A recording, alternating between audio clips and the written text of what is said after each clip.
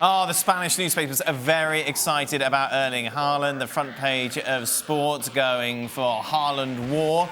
Meanwhile, Marca, the Madrid-based newspaper, saying 2 stars, 1 destiny, Mbappe and Haaland going to Real Madrid. That would be quite something. As we discussed, obviously, on yesterday's show, an article over on the website talking about the fact that Dortmund have set Haaland a fee of 180 million euros. They won't listen to anything below that.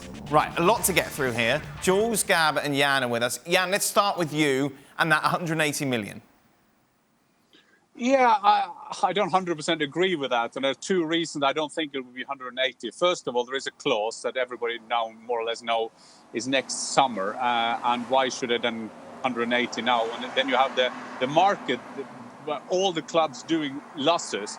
And see Barcelona, for example, they make a result this year of like 1 billion trillion euros in minus. And the first thing the president elected says that we're going to buy Haaland. And I mean, this is the bad thing about these membership-owned clubs, because a guy like Laporta just comes in, he get elected, and then he will spend all the money in the world, and he just leaves. Yep. So there's not only advantages with this membership kind of thing, because he doesn't have to pay it. He can just promise it, we're going to keep Messi, we're going to get Haaland, and billion trillion in minus. I mean, that doesn't hold up. So I think that the 180 is too much. And I think it's more likely that he won't be sold. But I guess we're going to discuss that more later.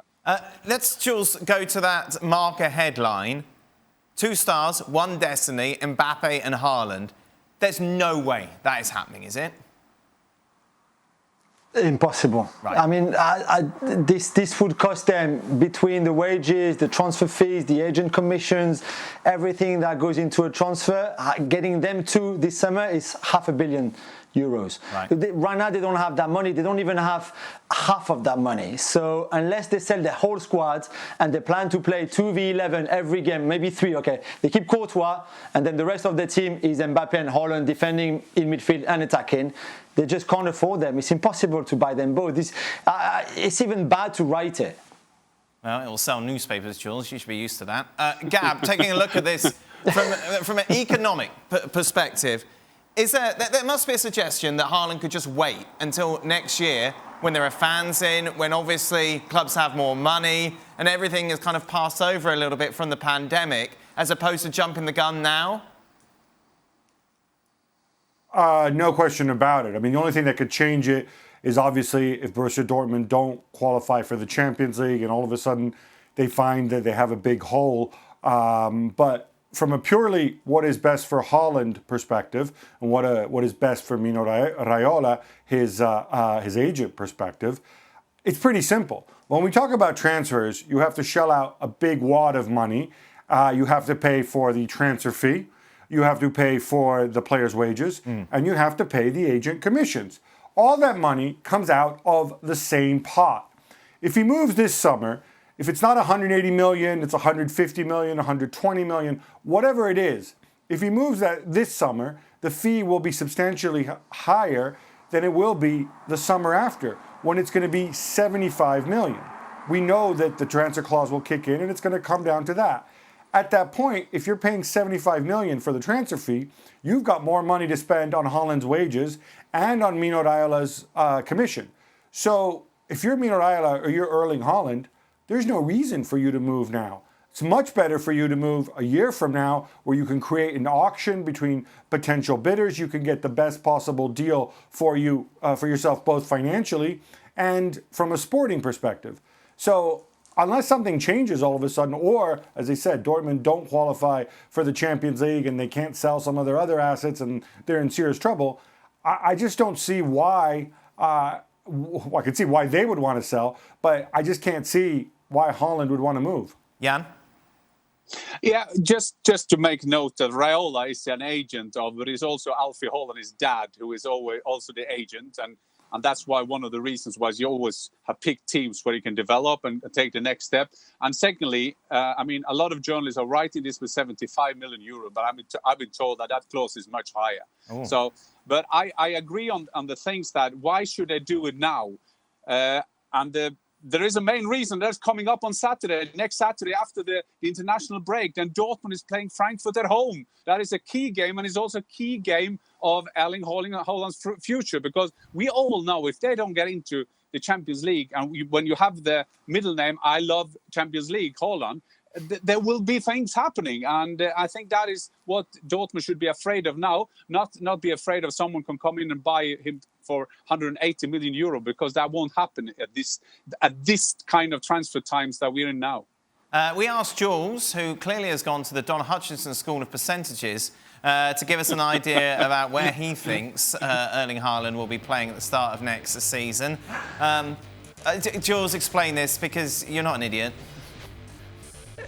It's so bad to say that. I just said to our producer, Pete, that if we were doing the 100% for all those clubs, because I think he can play in any of those clubs, it would be like Dortmund at 40% and then 6 other at 10%, which doesn't make any sense. So let me get clear. I think there's 80% chances that he stays in Dortmund for all the reasons the boys have just said. He might want to work with Marco Rose if he's good at the club. There's no rush for him to move anywhere. There's the release clause the following year, no problem. However, if he decides to leave, maybe because there's no Champions League football, maybe because he's frustrated, as we saw after the game against Cologne, maybe because Jadon Sancho is going to leave as well. I don't know, for any reasons. I think City has 60% chances of getting him because of the history between the Haaland family and Manchester City, because he might want to work with Pep Guardiola, because that's probably where he can win a quadruple, for example. There's many reasons for that. Real Madrid, 50%, because if they can get the money to pay for him, to pay the 180 million, for example, I think it's 50-50. He might choose to go there. We know Mino Raiola wants to place one of his players there, so there's a chance.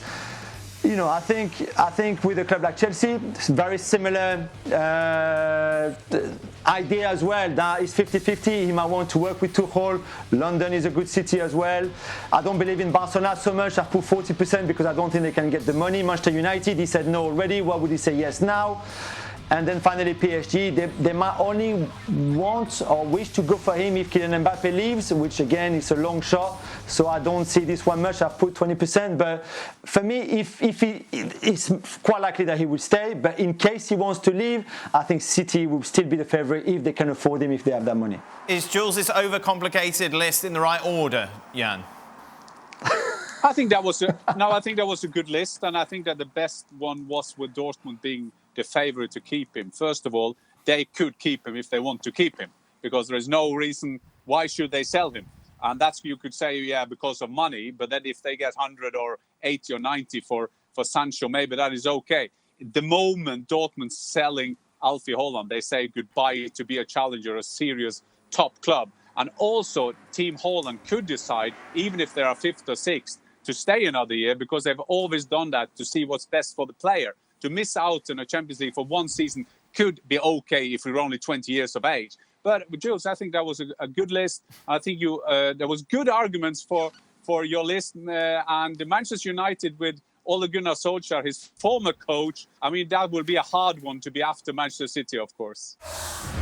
Well, thank you very much for watching ESPN on YouTube. For more sports highlights and analysis, be sure to download the ESPN app. And for live streaming, premium content, and let's not forget as well, ESPN FC 7 days a week. Subscribe to ESPN Plus.